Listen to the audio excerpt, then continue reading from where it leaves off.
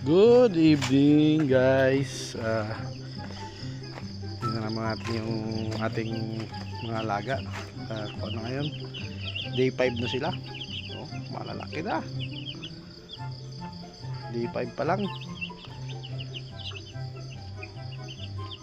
Ngayon na ako nakapag-update kasi tawag ito. Ang lakas ng ulan dito kanina. Tinanggal na rin namin yung sapin ng karton kasi basang-basa ng ulan kanina. Pero ox na ox yan, mainit na mainit yung ilaw nila. 100 watts yan. Kahit gaano kalaki yung space nila, hindi sila papasukin ng lamig basta-basta. Kahit open yung sahig. Kasi 100 watts yung ilaw na gamit natin. Kain na sila ng kain, no? Inom lang nilang ilaw ng tubig.